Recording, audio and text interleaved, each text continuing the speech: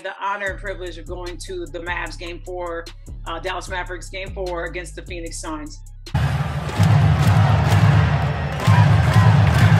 I saw there was security coming down the steps. Why, as a fan, I don't even want to call you a fan. I just want to call you a disruptive person. Do you think it's okay? For what?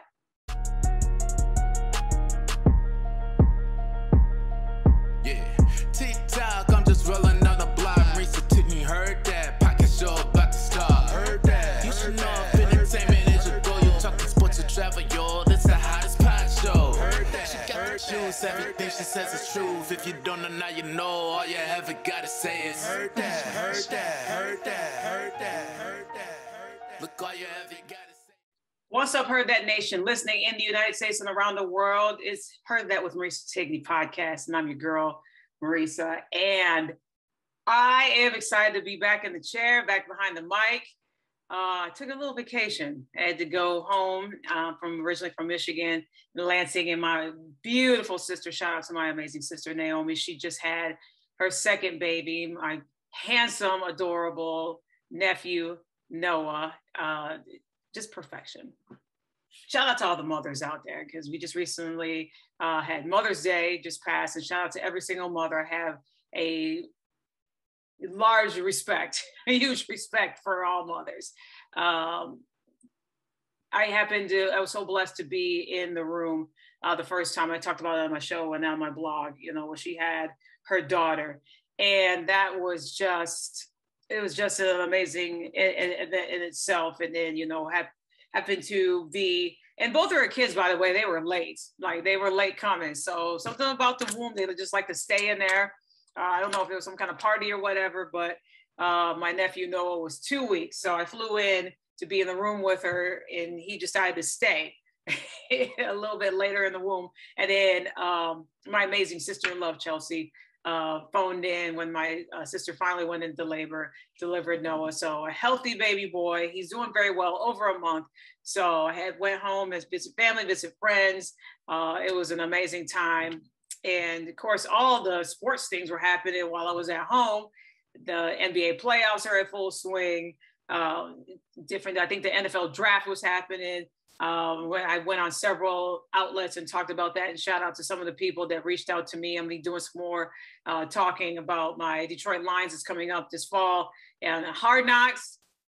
I have mixed feelings about that. So hopefully it's like when I've heard when people have said that their teams, when they appear on Hard Knocks, that their season goes down the drain. So who knows for the Detroit Lions if this could be a role reversal where all of a sudden we become contenders and get to the postseason and do it very well.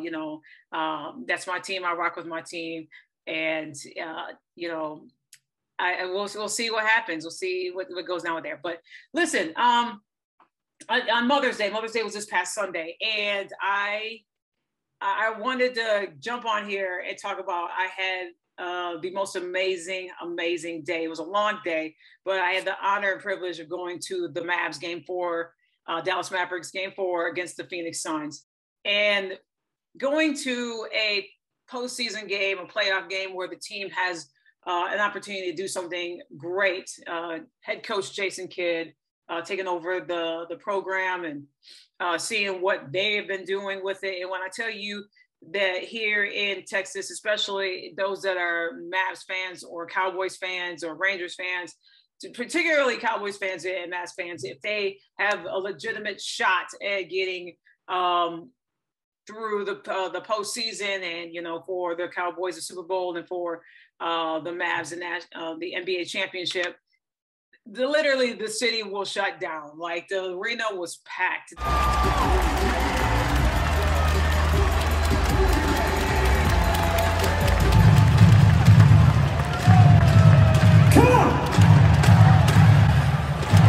The energy was electric. The intros were absolutely dynamic. I mean, they introduced the Suns.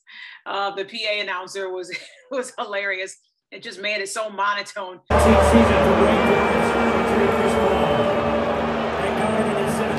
Kentucky, #1, Devin Booker. At guard in his first season, goal number 25. Jake Crowder. And at center, in his fourth season from the Bahamas, number 22, DeAndre Ayton. The head coach in Phoenix Suns is Monty Williams. And then you got the lights and all the accolades and the video of all the starting lineups and the introductions and everything. On your feet! Let's hear it for the Warriors starting lineup. Our Dallas Mavericks! At forward, in his ninth season from North Carolina, number 25, Reggie Bullock! And at guard, in his fourth season from Slovenia, number 77,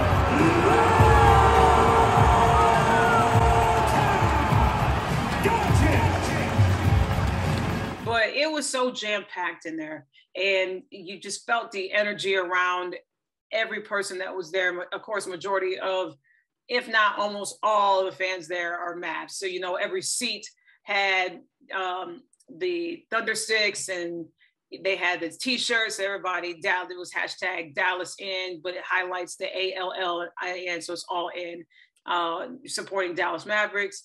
Every jersey, hat, outfit that you can imagine was just absolutely a great time. But the point that I want to make is this: and despite having a great time and you know, sports, and that's what I talk about some of the time on here, sports, movies, entertainment.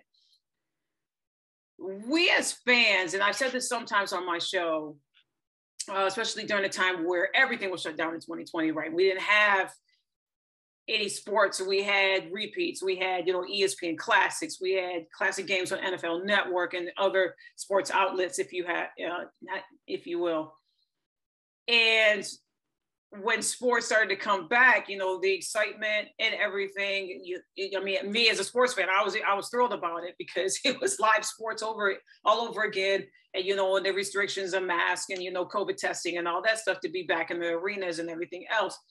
And so when you have those opportunities to go to a game, go to a live game, and, you know, the fans get into it, especially when they are cheering for their team, sometimes it can get a little excessive. And we've seen it so many times on the news where a fan's reaction will overshadow the play itself, the game itself, something incredible that happens with the game. And so take it back, you know, to 2004 when it was the Malice at the Palace.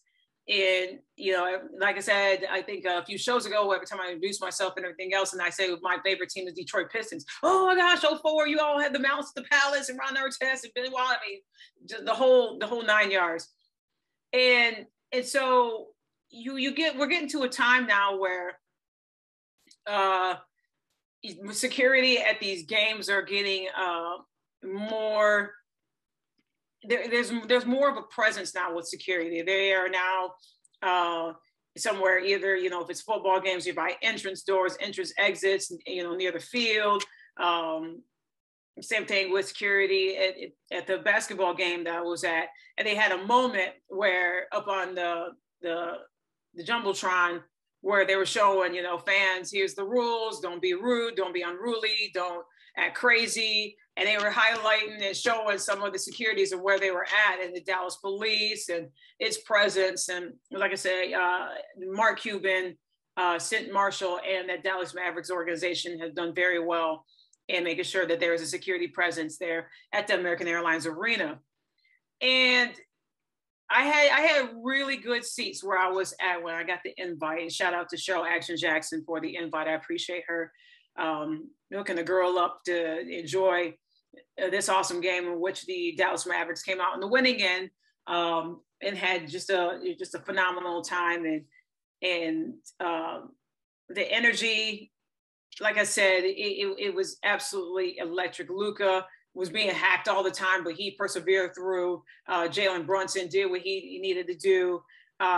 Reggie Bullock coming in with some key pivotal threes. Maxi Kleber, despite the shiner that he had underneath his eye. And this series, if you've been watching it, has been very physical, from hacking to tripping to, you know, so many replays. I mean, you might as well just spend an extra hour at least where it used to be where you think a game would end like in 2.5 hours, but you better throw like 35 to 45 minutes on top of that for so many replays for a possible flagrant 1, flagrant 2, all that stuff. And you've seen it throughout different games in the series so far in the postseason.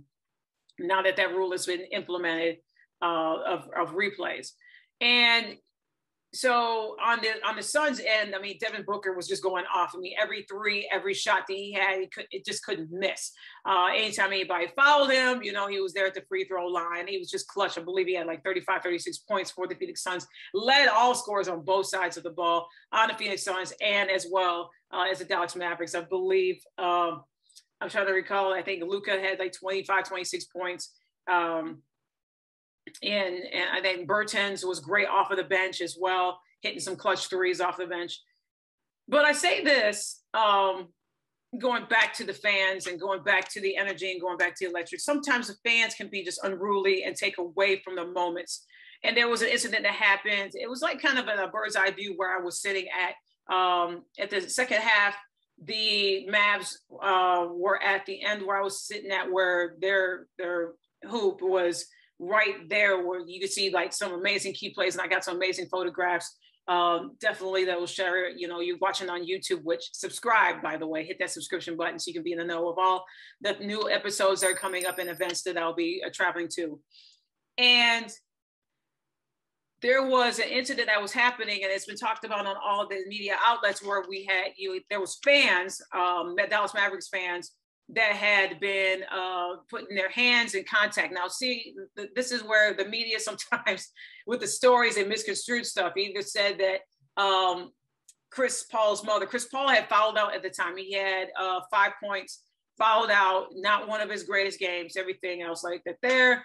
So he was on the sideline. And so there was a moment where he did foul out, and there was a fan that apparently wanted to offer a hug to Chris Paul's mother. It was Chris Paul's mother, his wife, and Chris Paul's 2 kids. And I don't know who else was the family members that was there in that area. So security was called, and I saw there was security coming down the steps. I didn't know anything else of that nature. I just saw there was security and officers in that area that was happening. Now, little did I know that somebody was getting kicked out until it splashed on the networks. And the next morning you hear it on First Take and Undisputed and First Things First and other sports shows talking about this fan. Now, mind you, the fan ended up being a teenager, around about 14, 15, 16 years old.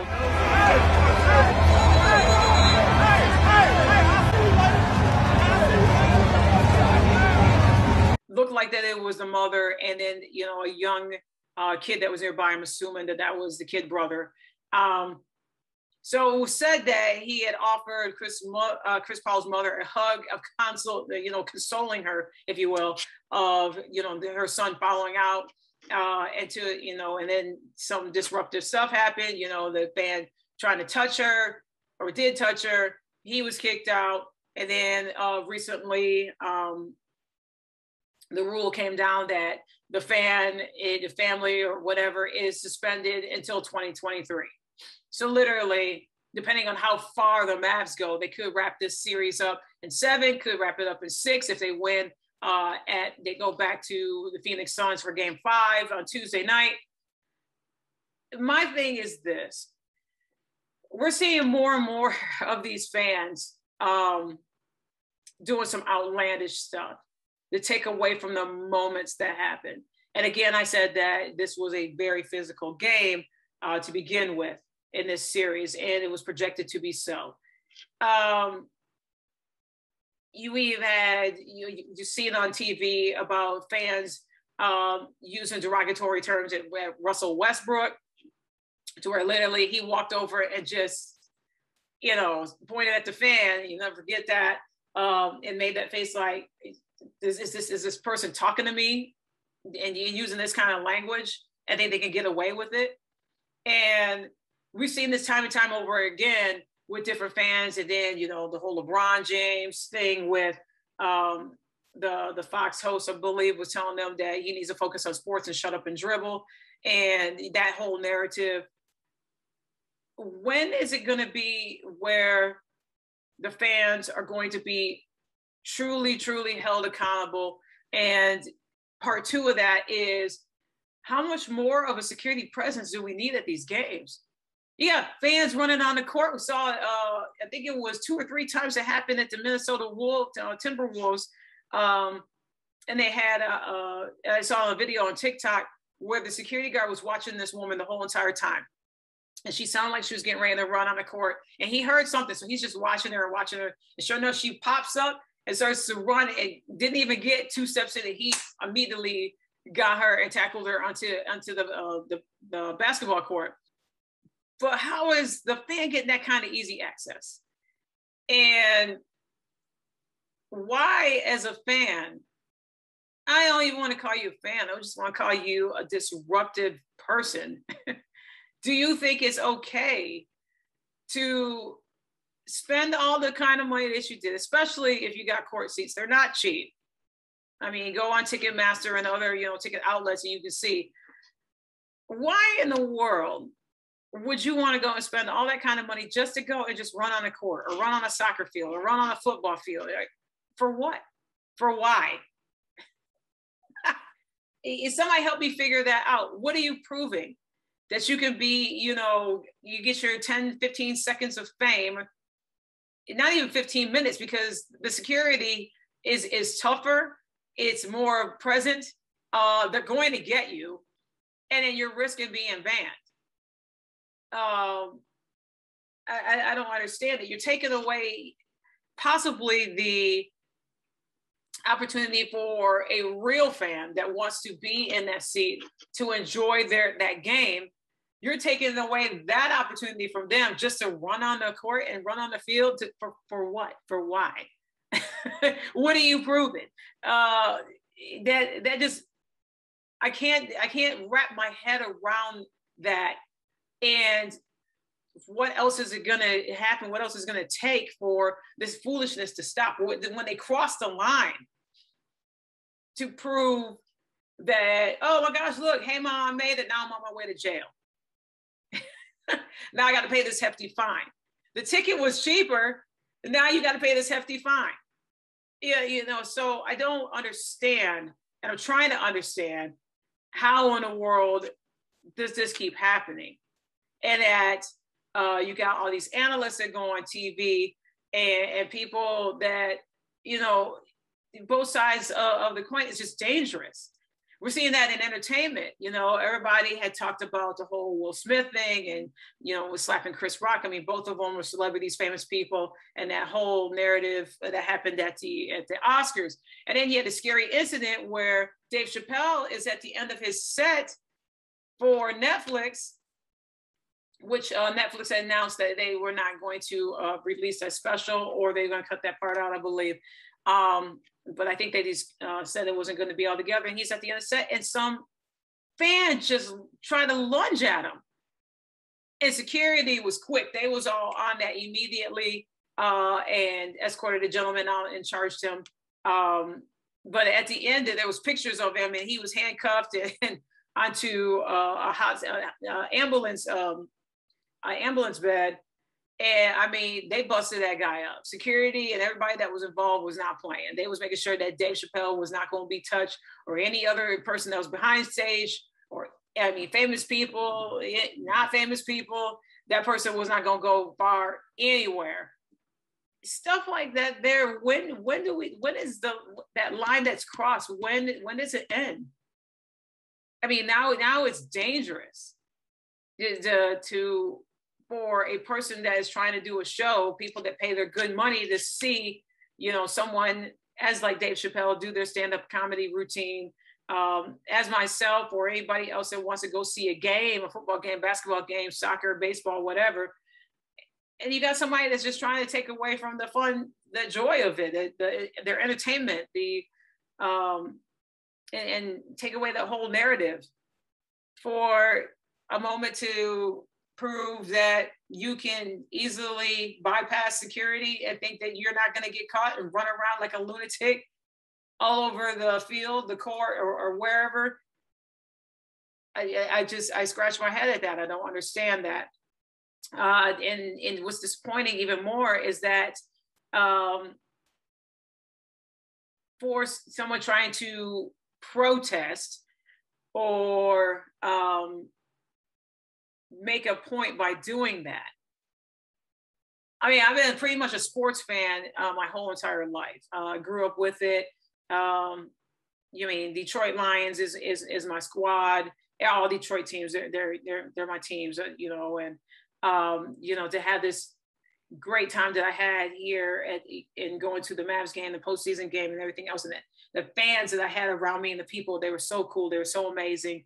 You know, I've been an adoptive daughter here at Dallas for 7 years now, and you know, just when you root for your team, when you're all dressed up in the team colors and everything else, and you're just going there, you're having a good time and kicking it with friends and new friends and fans that you're surrounded by.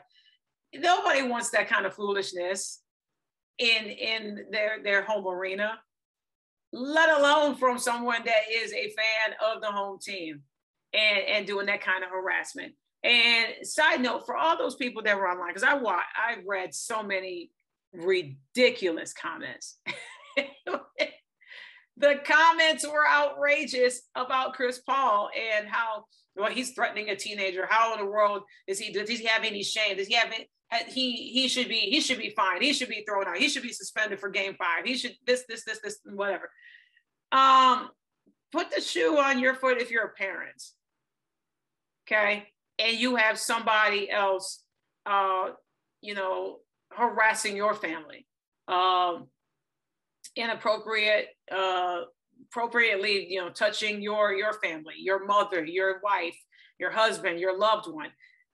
Put that narrative on yourself. And as someone else had mentioned, you know, if it was a Black kid that hugged a white woman inappropriately when their son or, you know, daughter either fouled out or was taken out of the game and everything else, look at that narrative. I mean, it was a whole different conversation, like this whole conversation, especially on Twitter, the feedback. And then I went over to Facebook and under Bleacher Report and under so many of the other sports stuff in regards to that. And people were attacking Chris Paul as if he committed a crime.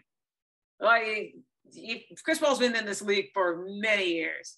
And here's the thing, he's going to protect his family. All these players that have their families there are going to do whatever it takes to protect their families. I will say this, though. Shannon Sharp had talked about it a little bit on Undisputed and said that Chris Paul's family should have been in a suite. Well, you know what? There's many players that want to go and sit in the stands just like the fans and be with other fans. You know, the suite life sometimes isn't for everybody, especially if it is a famous person and they got family that want to come in.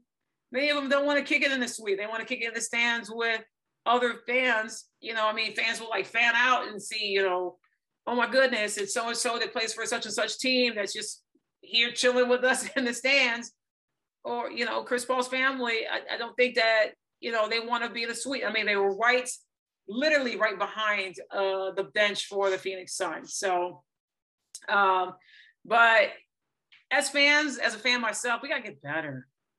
We got to get better so we can enjoy ourselves. I mean, the world is starting to open up slowly but surely. We still got, you know, restrictions and, you know, mask mandates has been lifted. You know, that option has, you know, people still wear masks if so, and all of that.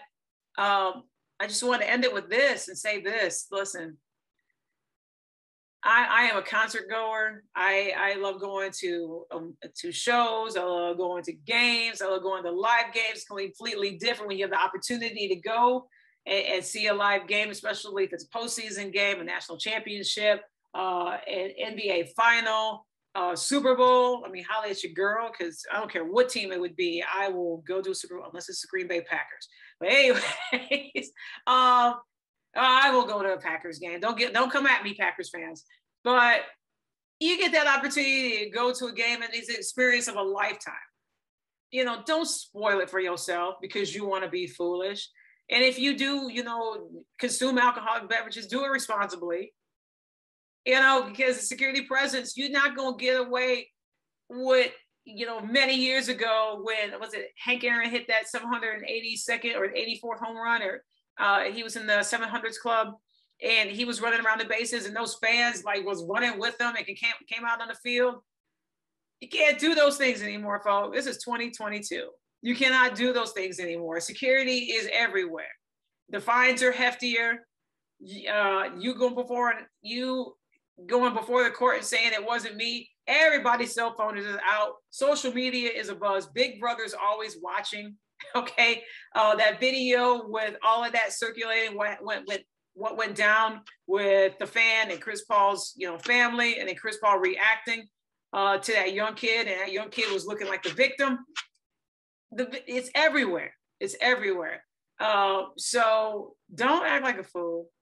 It came or anywhere. Just go and have a good time. Your money, you've earned that. If you get invited, don't blow it for somebody that invited you and to be that person that's going to go and ruin it for everybody else. Go and enjoy yourself. Congratulations to the Dallas Mavericks. Game 5 is coming up Tuesday night. I'm looking forward to see what they're going to do in Phoenix. So that's going to be a hostile environment, especially both teams being chippy in the way that it was in Game 4. It's going to be something else to watch. And then they bring it back home on Thursday on Game 6. I hope your girl gets to go to Game 6, like I said, and you'll see it up on my Instagram, Embrace the Tigney podcast. I got videos, I got pictures up there. It was an amazing time. I got it on my TikTok as well as Twitter. I'm trying to expand on my social media, especially TikTok. I'm trying to understand it. So give your girl a chance and follow her. Hit the subscribe button. If you're watching, you finished watching this video, hit the subscribe button, check it out. And I appreciate everybody's time. I really do, and your support. And as I always end the show, y'all, take care, stay safe. Don't be a fool and run around on campus, not campus, but courts and football fields and everything else. Be respectable to one another. Take care. Stay safe.